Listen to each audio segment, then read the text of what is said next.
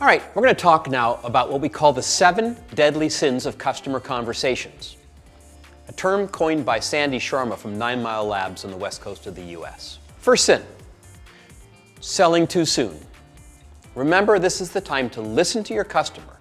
What exactly is their problem and how do you solve it? You have to listen carefully. 2, talking to friends and family. Guess what friends and family are going to tell you?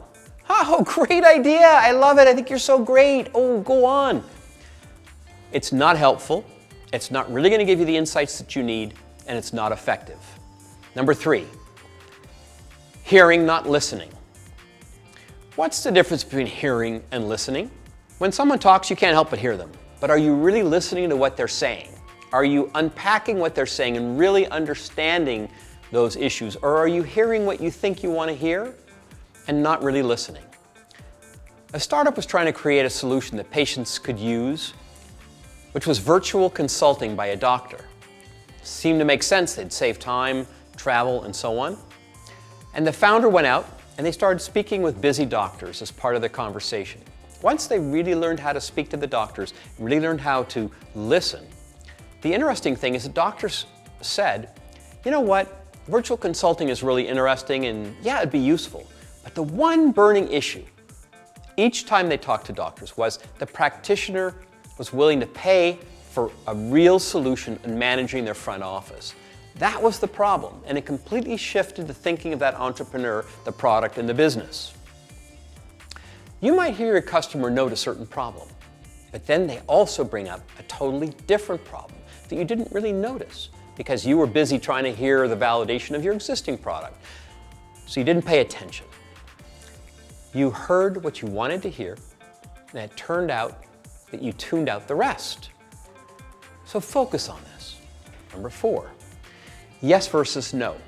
The best way to figure out if someone's willing to buy a product is to look for that urgency. What you want to know is, are they willing to say yes with their checkbook? That kind of yes would look like, I don't care if it's incomplete or not. This product's great. I think I need it right now. Get it to me. Other positive phrases like, that sounds interesting, or oh yeah, that's great, or I already need another feature, are not yeses.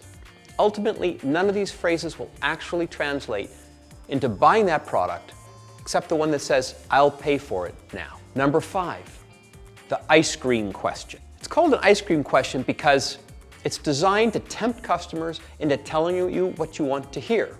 For instance, they sound like this. How would you like to save 20 minutes on your commute?